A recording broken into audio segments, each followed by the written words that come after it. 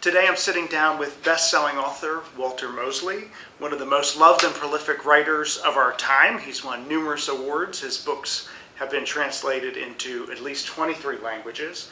And we are very excited to be here at the Southern Festival of Books. And I'll start by saying first, I'm not sure how you do it, but you have this steady stream of books that seem to be constantly coming out. Today we're talking about The Last Days of Ptolemy Gray, but you have others. McGill returns in When the Thrill Is Gone, and then the 12 Steps to Political Revelation is due out. You've written for the stage. Your books have been adapted for movies and TV, whether it's The Devil in the Blue Dress or the HBO series.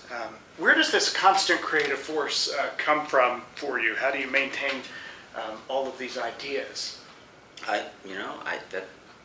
If I figured it out, it might stop. All I do is I write every morning. I get up every morning. I try to write for 3 hours. Usually I make those 3 hours. And I do that every day. I mean, you can count on one hand the days I miss in a year. And that's it. That's really all you need to do. I mean, writing, it kind of grows. It's like an avalanche, or a snowslide. As it goes, it gets more and more and more. So if you keep writing, you're writing more. So 3 hours a day now is like 5 times as much as 3 hours a day 5 years ago, for instance. So it's much more. And so, I end up writing 3 or 4 books a year, and maybe a play, and maybe a screenplay, and I just keep on. Well, your work spans mystery, science fiction, nonfiction, political, young adult. You've defied that model of doing one thing and doing it over and over and over. Instead, you always seem to be pushing the envelope, looking for something new or something unexpected. Let us into the mind of Walter Mosley. What keeps you looking for new things and doing different things? Well, I think historically writers did that. So you have people, writers like, Shakespeare, Mark Twain, Charles Dickens. They're all writing, maybe there's a love story, there's a detective story, there's a fantastical, tale. They're just going from thing to thing, and they just write. And that used to be the understanding of being a writer, because a writer's, telling all kinds of stories in all kinds of different ways. And you pick the best, way to tell whatever story you're trying to get across. America is so kind of mired in a notion of capitalism. Not that there's anything wrong with capitalism, but what it does is it goes into every part of life. And the way you understand capitalism, it's the production line. And if you work on a production line, you just do one thing. You put the left front tower on the Pinto. That's what you do. You don't put it on the back window. You don't put in the automatic transmission. You don't, put in the seat belts. In order to do that, you have to get, reclassified. And I think that's also happens in every field, and it happens for writers. People say, well, you're a mystery writer. And so what we're going to do is we're going to work on selling mysteries. And so if you come up with a science fiction book, or heaven help you, an erotic novel, or something like that, people say, I don't know what you're trying to do. We don't know how to sell this. And so, because people think that they don't know, then it doesn't work. But my thing is this: I'm happy. I don't have to be like a multimillionaire to be a writer. If I sell enough books to pay my rent and live my life, I'm very pleased with that. So if I feel like writing science fiction, I write science fiction. If I don't feel like it, I write something else.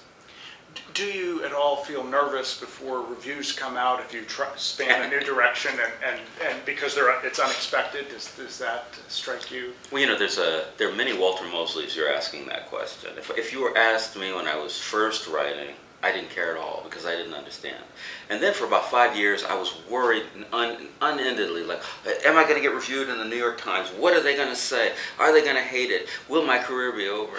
Now I think it's very funny. I wrote a book about 5-6 years ago called The Wave. It happened to be science fiction, and I got a review in one of the major newspapers, and the review was, the characters aren't even strong cardboard. And when I read it, I laughed out loud. It was so funny. It was just like, because you realize whoever read this book, they really hated it. The book worked because they really hated it. I really got a very emotional response from it.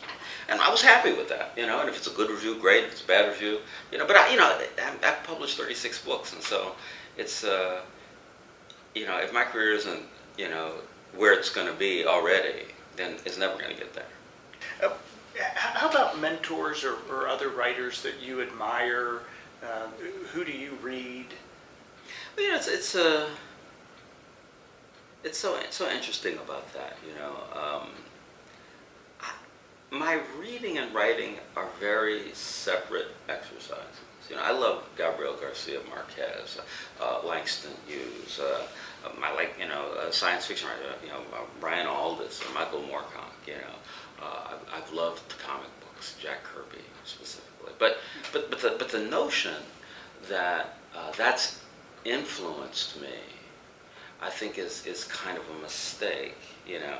Writers are influenced by their experience of life.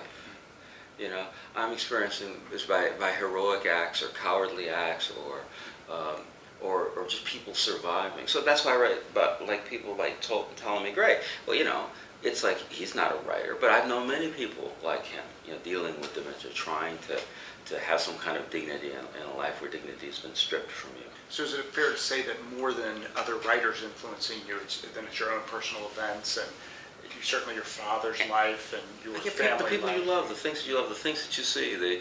You'll be walking down the street and seeing somebody and you go, wow, and a whole series of thoughts will come up in your head, and that influence, because it's your own unconscious, everything that's happened to you your whole life, plus events that you run into that make up these stories. And I love 100 Years of Solitude, but I don't want to write 100 Years of Solitude. Marquez already wrote that book, I love The Stranger by Albert Camus, but that book's been written already, and so the idea that and also a lot of people, I think a lot of writers mistake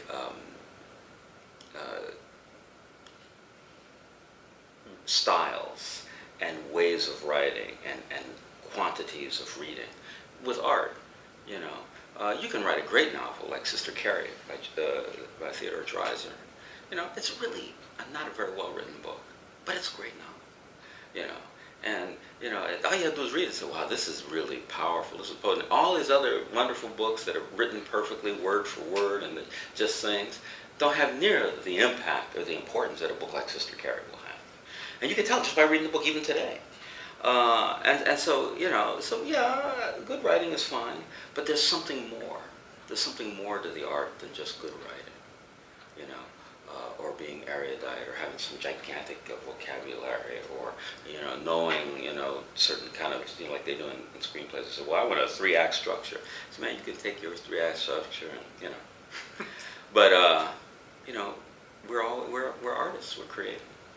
Well, many people may not know that what I read that you actually started your career as a computer programmer. Yeah. Who would have thought all this creativity was in a computer programmer's mind, and you learned from that and grow. How did that transition work for you from computer programmer? Well, I became a computer programmer a long time ago, in the beginning of the 70s. And so, the people who were programmers were really mavericks. I mean, they were people who came from all different kinds of walks of life and didn't really fit into these things, and so they for a while would take up programming as some way to pay the rent while trying to figure out some other way to go, and that's what I was doing. I was in there among all these people who some of them wanted to go in business but they weren't good at it. Some of them were mathematicians or other kinds of scientists and thought, well, programming will be easy. Probably was. So I just did that for a while. The logic. That was just one little talent I had. I could do it pretty much. I didn't like it. I didn't hate it. I didn't like it all that much. And then one day I started writing. I was pretty old for, I guess that people think, for starting something in America. I was 34, but I started writing and I really enjoyed it. I don't think that sounds old at all. A lot of people do. A lot of people, a lot of people who are writers will say, "Oh, yes, I've been writing since I was 6." And I go, "Wow, you have?" I say, "Well, no, I never wrote until I was 34." And then, but then once I started, I knew that was what I always meant to do. And you persisted with it. Well, do you have any words of advice, somebody who is in that role of computer programmer, they're in that stopping point, they don't want to stay there, they don't know what they want to do. How do you find the inspiration for what's inside you and what you want to do? Well, I mean, I don't know what to say. I don't want to sound callous or anything, but you look for it, right? I mean, if it's in there, whether you know it or not, you look for it. I wrote a book called "This Year You Write Your Novel."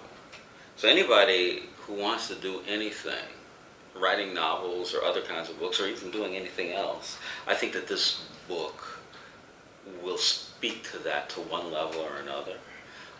I think the most important thing that you can do is to do your work every day.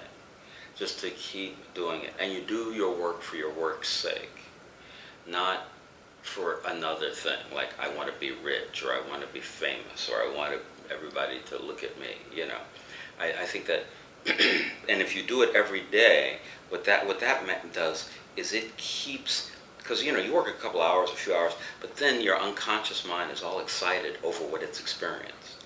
And then all these things are going along subliminally during the day. And then the next day when you come back to it, all of this new stuff is there, kind of magically. You go, wow, yeah, and you start again, either you're painting or writing, composing, whatever. And if you don't write the next day or work the next day, it's going to start to fade. And if you don't write for 2 or 3 days, then it's going to completely fade, and you'll have to start over again, really, and creatively. And I think that's the biggest thing is to do it and to be committed to the art for the art's sake. And if you do that, it's going to work. I don't know how it's going to work. I don't know when it's going to work, but I know it will. Discipline versus that constant. The books don't write themselves, and you don't Yeah. find a screenplay sitting on your computer. It is discipline, but it's something else, though. It's also belief in yourself and belief in the work, and it is discipline. There's no. I mean, for me, it's not, because I love doing it so much. I just do it, but you have to be able to do that. That's the most important thing. Otherwise, I mean, some people, there are people who didn't have to do that, and whenever I tell this to people name the people who didn't. There's 10 people on the list who didn't. There are 10,000 other people who did have to do it, but look, there were 10. So, well, okay, fine, maybe you'll be, George Seminole, who knows? You can win the lottery too. Yeah, right, exactly. Well, thank you. This new book, Ptolemy Gray, is just a great book, and I'm I so do glad think you it's like it. enduring, Yeah. and we're anxious to see it continue to be successful, and all the books that are still inside you. So thank you for giving us a world into your mind. Well, thank you so much. Thank you very much. It's nice to have this conversation. Thank you. Take care.